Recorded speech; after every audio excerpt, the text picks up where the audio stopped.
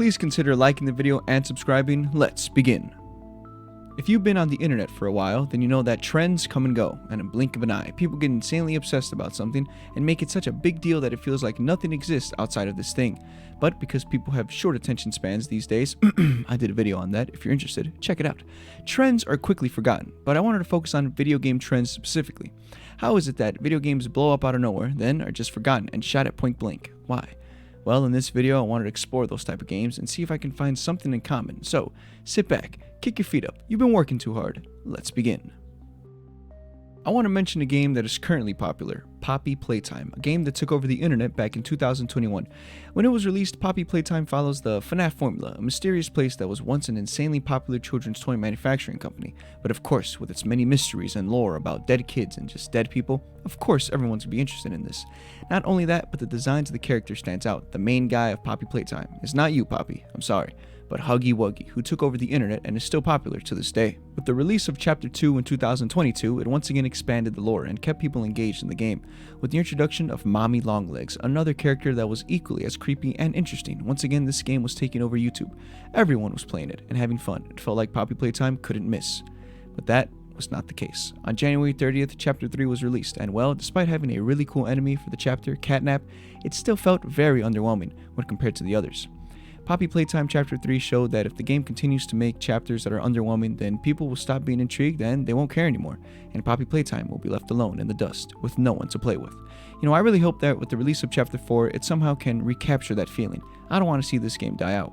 On the subject of current games that took over the internet and everyone's attention, it's Palworld, a game that takes the idea of Pokemon and flips it 360 degrees backwards. Many people claim that Palworld was better than Pokemon, or that it would kill the franchise, and while I disagree, I can see why this game got so much hype, because cute creatures doing things that you wouldn't expect them to see. For example, them shooting guns, and even them building guns and bullets, and having farms, just surviving. Despite the game being in early access, I feel like Palworld has already left the scene. Now, before you type in the comments an angry response to me telling me that I'm wrong, I feel like by the time Palworld gets out of early access, the time for it will already have passed. In no way am I downplaying its success. Shout out to Palworld for filling the void to Pokemon fans who are always itching for a new game. But people in 5 years will forget about Palworld, but won't forget about Pokemon. Heck, even in a year, the game will probably be dead. Am I wrong? Probably not. Moving on to a game that literally is dead and unplayable, it's Multiverses. This game, when it first released, had everyone's attention and interest. A game where you can fight as many different characters across major Warner Brothers franchises certainly was not something to ignore. Multiverses was a good game. People enjoyed it, and even I enjoyed playing it. Plus, with the announcement of having a new character added every season, it felt like this game was here to stay. But oh boy, we were wrong. What caused the death of Multiverses and led to its inevitable shutdown? Well, the lack of content. Like I said, the Battle Pass system was not bad, but it didn't rub the player in the right way. Originally, the game only had 13 characters and ended up expanding to 23.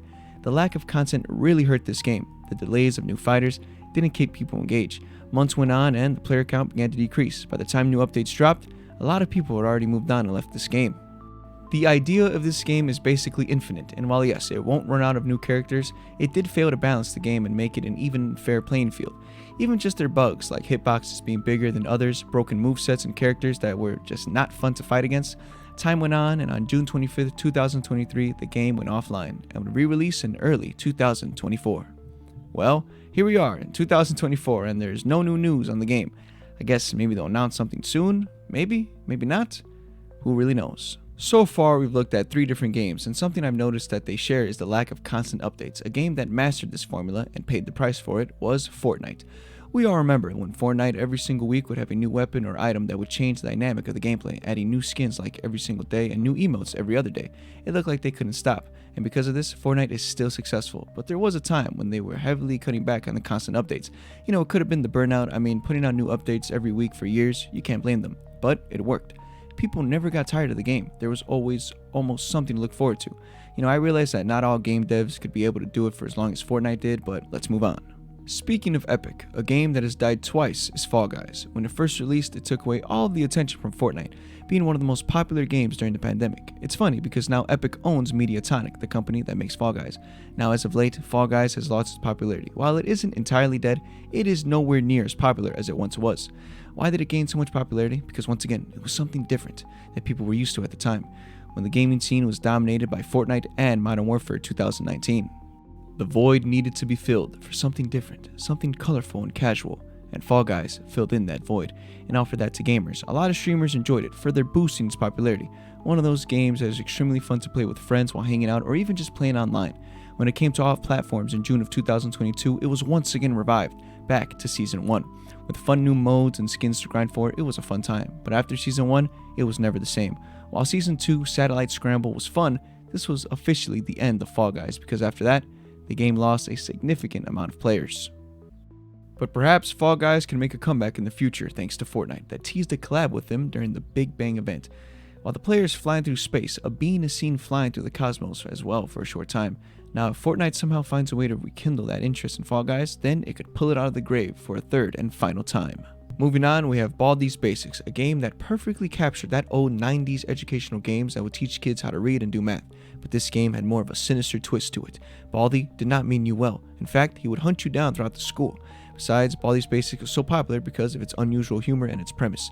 This game owned the internet for a time, and people wanted to find out what was going on and what was the meaning of this game. Now, obviously, I know that Baldis Basics is not a live service game, but still, why didn't the game take the route of having multiple sequels to capitalize on the popularity? Who knows? But some could say that games like Slenderman and Hello Neighbor are also dead. While it is somewhat true, for example, Slenderman represents a time on the internet, the most popular creepypasta character being one of the only ones who broke out into the mainstream. For better or worse, Baldis Basics will not go down in internet history the same way that Slenderman did. Once Baldis Basics was finished, people stopped caring. I kinda miss Baldi, but who knows, maybe a sequel. Wait a second, who am I kidding? There's already a sequel. I wanted to add these 3 games to the category of games you play when you literally have nothing else to do.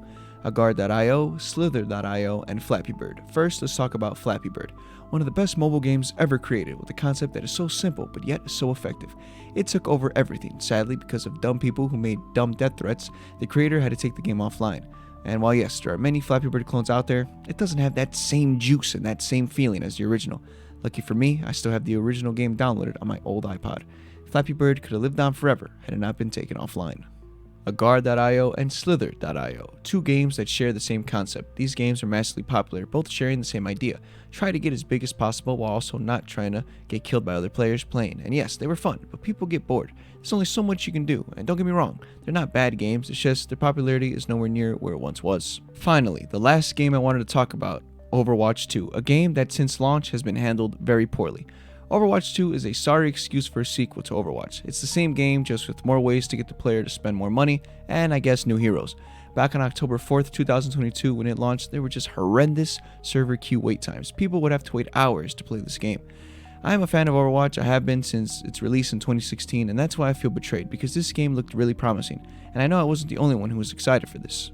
But once it became clear that it was more about the money and less about the player experience, the people began to leave, and rightfully so. The game has had some improvements currently, and with Phil Spencer being the overseer of all of it, it could have a bright future. Despite its competitive scene looking unsure, I think this game still has potential. Is the game truly dead? I still play it regularly, though I didn't play it for a couple months last season, but I think people are still enjoying it. I hope that it can make some big changes towards the monetary side of things, because if they're to make it right, then the game can blow up again, and it can reach its status of the old Overwatch, of the golden age. So why? Why do popular games die? Well, it comes down to the longevity and potential. Gaming nowadays is all about collabs and seasons and trying to maintain the hype. There really is no secret formula for a game to stay relevant. So if you're still a fan of any of these games or you still play them, do not feel ashamed about anything. Enjoy what you enjoy and have fun. I also want to say thank you so much for the massive support recently on the channel. Thank you so much for it. It means a lot. So please take care of yourself, drink some water, and relax. I'll see you in the next one. Peace out.